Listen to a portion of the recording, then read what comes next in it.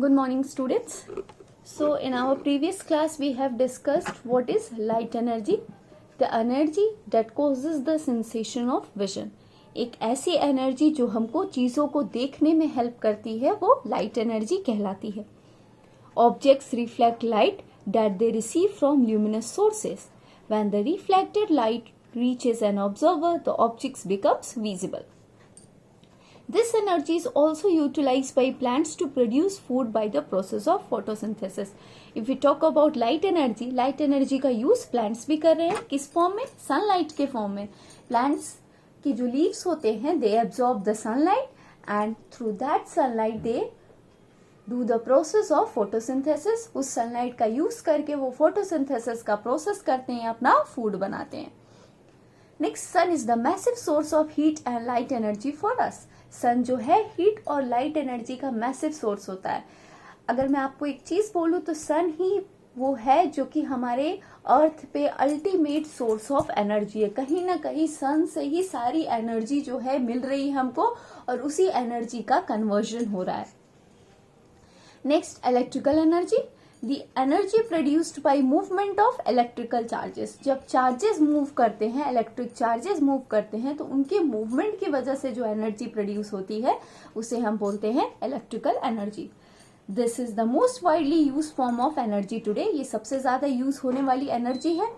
All our appliances from a washing machine to a television to complex machines used in industry run on electrical energy. इसका आजकल हम सबसे ज़्यादा use करते हैं. हमारे जितने इलेक्ट्रिकल अप्लायंसेज हैं, टेलीविजन हैं या कोई कॉम्प्लेक्स मशीन है, सब कुछ इलेक्ट्रिकल एनर्जी से ही वर्क कर रहा है. Next is wind energy. Now what is wind? Moving air is called wind. The motion of air occurs due to the temperature and pressure variation in different regions on Earth.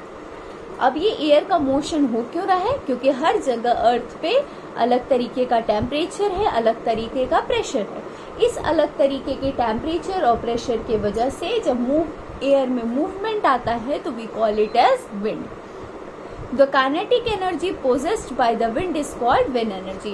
अब हमें पता है kinetic energy कब होती है? जब किसी भी बॉडी में मूवमेंट होता है. कोई भी बॉडी अगर मूव करता है तो उसके अंदर काइनेटिक एनर्जी होती है.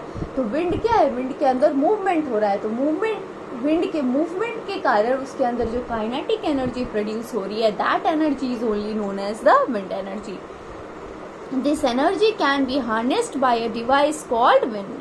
और इस एनर्जी का हम यूज कर सकते हैं किसके? एक डिवाइस के थ्रू जिसे हम बोलते हैं विंड.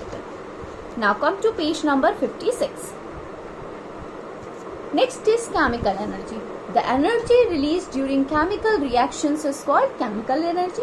जो भी एनर्जी तब रिलीज हो जबकि कोई केमिकल रिएक्शन हो उसको हम बोलते हैं chemical energy. This is the energy that is stored in the food we consume. हम जो फूड इनटेक करते हैं उसमें भी कहीं ना कहीं केमिकल एनर्जी ही होता है. प्लांट्स क्या करते हैं? प्लांट्स सनलाइट को एब्जॉर्ब करते हैं, लाइट एनर्जी को एब्जॉर्ब करते हैं और अपना फूड प्रिपेयर करते हैं. और वो जो फूड प्रिपेयर करते हैं वो केमिकल एनर्जी के फॉर्म में होता है. जब हम उन्हीं प्लांट्स को ईट करते हैं, इनटेक करते हैं, तो वो केमिकल एनर्जी हमारे बॉडी के अंदर आ जाता है जिसको हम बाद में मस्कुलर एनर्जी में कन्वर्ट करते हैं. हम फूड ईट करते हैं तो उससे हमें क्या मिलती है? ताकत मिलती है और उससे हम अपने मसल्स का, अपनी बॉडी का हम यूज कर सकते हैं. तो हमने क्या किया? हमने केमिकल एनर्जी ली प्लांट से और उसको मस्कुलर एनर्जी में कन्वर्ट कर दिया. Fuel such as petrol and diesel store large amount of chemical energy. Next is law of conservation of energy. Now what is law of conservation of energy? According to law of conservation of energy, energy can neither be created nor be destroyed. Energy को ना ही create किया जा सकता है ना ही उसको destroy, खत्म किया जा सकता है. एनर्जी को सिर्फ ट्रांसफॉर्म किया जा सकता है एक फॉर्म से दूसरे फॉर्म में. एनर्जी को आप ना ही क्रिएट कर सकते हो, कोई क्रिएशन नहीं. आप कैसे क्रिएट करोगे एनर्जी को? और ना ही आप उसको खत्म कर सकते हो. लेकिन हाँ, आप उसको एक फॉर्म से दूसरे फॉर्म में कन्वर्ट कर सकते हो. जैसे मैंने आपको एग्जांपल दिया, सन की जो लाइट एनर्जी थी प्लांट ने ली, प्लांट ने उसको केमिकल एनर्जी में कन्वर्ट कर दिया. हमने प्लांट को ईट किया तो हमने उसको मस्कुलर एनर्जी में कन्वर्ट कर दिया. We can illustrate this law by considering the motion of a body falling freely under gravity. अब हम इसको समझेंगे किसके थ्रू? एक बॉडी है जो कि फॉल हो रही है, गिर रही है ऊंचाई से ड्यू टू ग्रेविटी, अर्थ की ग्रेविटी की वजह से वो ऊपर से नीचे की तरफ आ रही है. It should be remembered that in a free fall, the potential energy of the body gradually converts into the kinetic energy of the body. अब देखो, मैंने आपको दो एनर्जी के बारे में पढ़ाया था, एक पोटेंशियल एनर्जी और एक काइनेटिक एनर्जी. पोटेंशियल एनर्जी तो था बेसिकली किसके वजह से था? ड्यू टू पोजीशन, हाइट की वजह से. जितनी ज्यादा ऊंचाई पे कोई बॉडी है उसके अंदर उतनी ज्यादा पोटेंशियल एनर्जी है, और जब बॉडी मूव करती है, मूवमेंट होता है उसमें, तो उसमें काइनेटिक एनर्जी आ जाती है. तो मान लो कि ये एक बॉल है, ये एक हाइट पे रखा हुआ था, ठीक है. अब ये बॉल ड्यू टू ग्रेविटी नीचे की तरफ आने लगा. जब बॉल पोजीशन ए पे है, यानी जब इस पॉइंट पे है, इस समय ये एकदम ऊंचाई पे है, हाइट पे है, तो इसके अंदर क्या है? पोटेंशियल एनर्जी है. तो हमने लिख दिया potential energy of the body is mgh. Ball अभी मूव नहीं कर रहा है, तो इसके अंदर काइनेटिक एनर्जी नहीं है, यानी kinetic energy of the body which is equal to half mv² is 0. अगर हम टोटल एनर्जी की बात करें कि इस पॉइंट ए पे टोटल एनर्जी क्या है, तो kinetic energy plus potential energy, तो हमें मिल जाएगा सिर्फ mgh. अगर हम बी पोजीशन की बात करें, अब बॉल गिर के कहाँ आ गई है? ग्राउंड पे. अब हाइट पे तो है नहीं, नीचे जमीन पे है. तो जब जमीन पे है तो इसके अंदर पोटेंशियल एनर्जी क्या हो जाएगी? 0 हो जाएगी. तो नेक्स्ट हमने लिखा है potential energy of the body is equal to mgh is equal to 0. अब ग्राउंड पे है तो इसके मोशन की वजह से इसके अंदर क्या आ गया है? काइनेटिक एनर्जी, जो कि होगा half mv².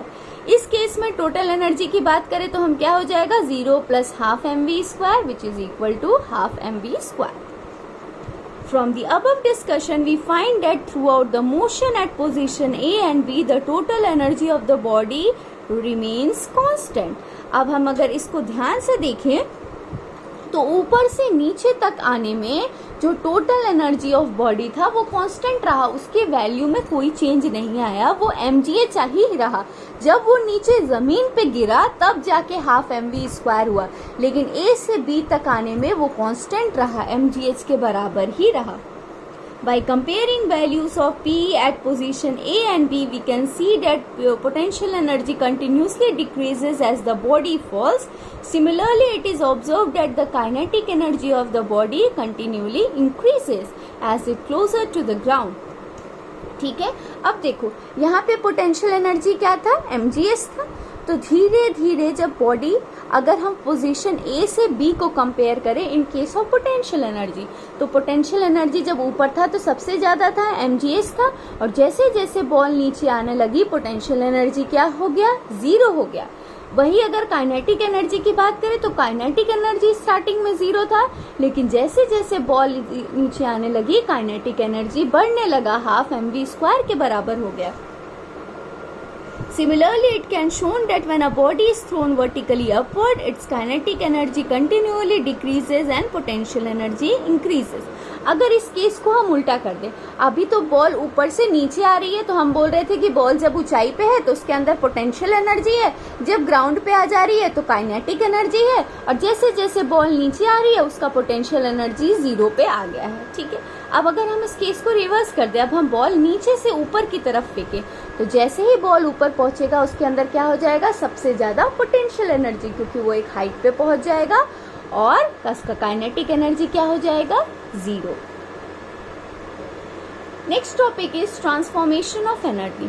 The change of one form of energy into other is known as transformation of energy. किसी भी एनर्जी का जब एक फॉर्म से दूसरे फॉर्म में ट्रांसफॉर्मेशन होता है, मतलब एक फॉर्म से दूसरे फॉर्म में कन्वर्ट हो जाती है, तो इस पूरे फॉर्मेशन को हम बोलते हैं transformation of energy. Energy can be change from one form to another. Energy को एक फॉर्म से दूसरे फॉर्म में चेंज किया जा सकता है. In everyday life this is done with the help of various devices.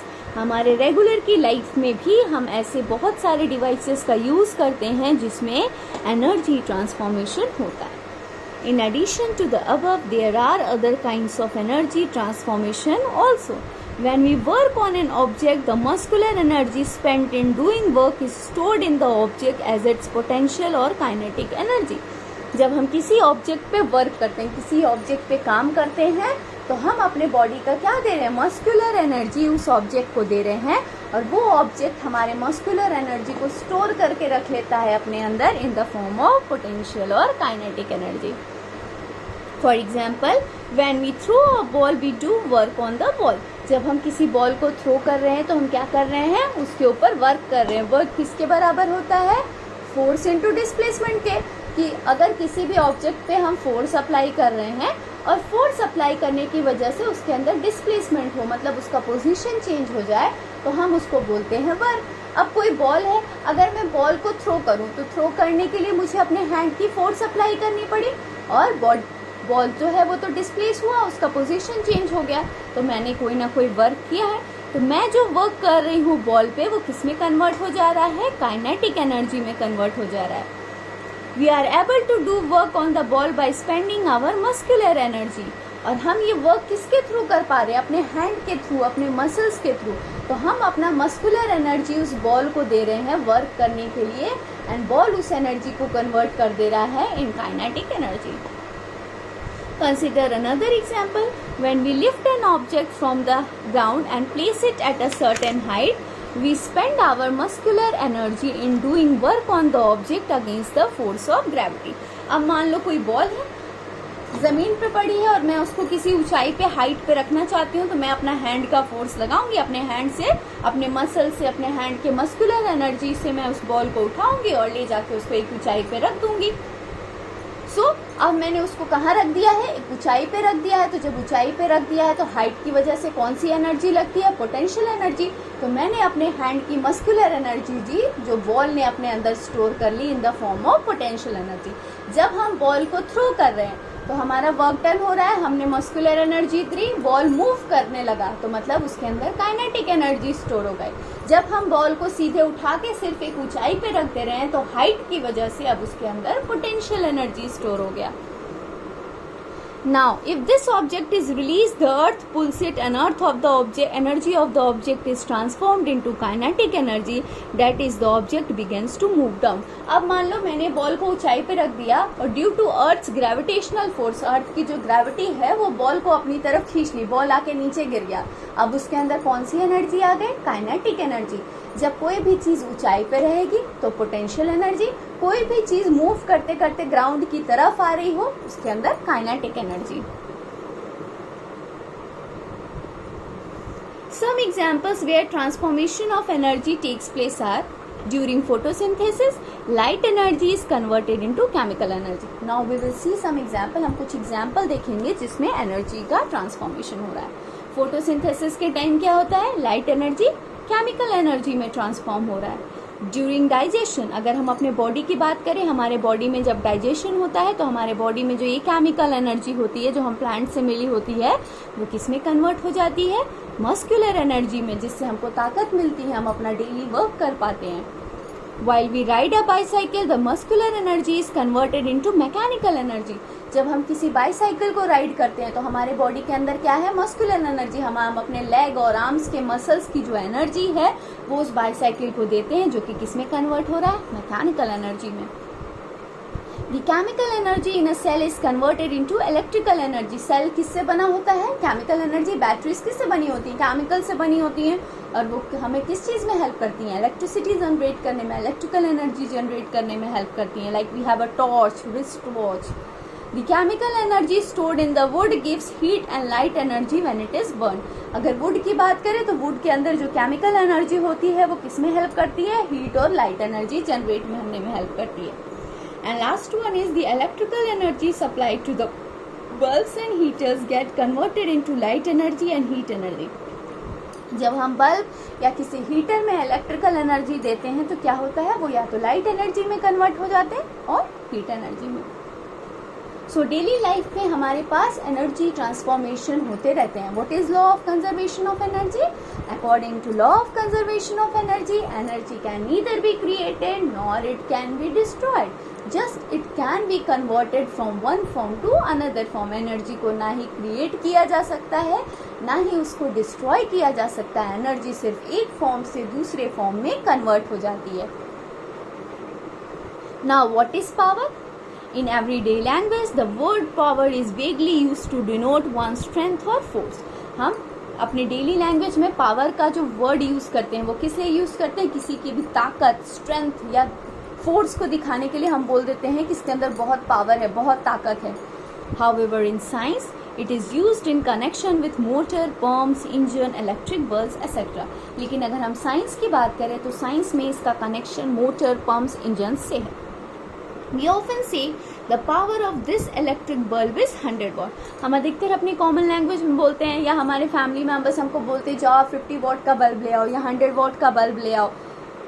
The power of this motor pump is 3.2 kilowatt. In physics, power is the measure of how fast or how slow the work is done or energy is transferred. Power क्या है?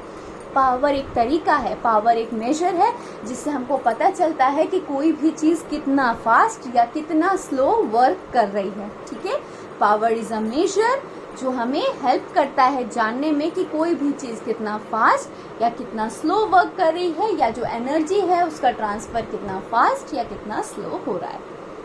If W is the work done in time t, then the power can be denoted as P is equal to W by T. Power को calculate करने का formula है work done upon time taken. किसी भी work को करने में कितना टाइम लग रहा है ये जब हम निकालते हैं तो हमें मिलता है पावर.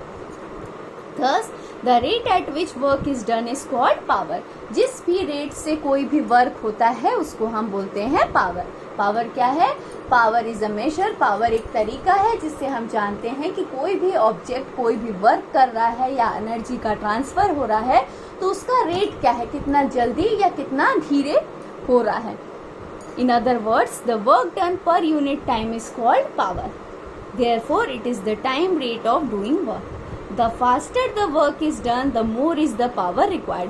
जितना जल्दी काम होगा, जितना जल्दी वर्क होगा, इसका मतलब उतना ज्यादा पावर की जरूरत है. For example, an old man carries a box to the second floor of the house in 10 minutes, whereas a young man carries the same box to the same height within 5 minutes. Then the power developed by the young man is twice that by the old man. दो person है, एक old man है और एक young man है. दोनों same box को लेके सेकंड फ्लोर तक जाते हैं. तो जो ओल्ड मैन है उसको कितना टाइम लगता है? 10 मिनट्स.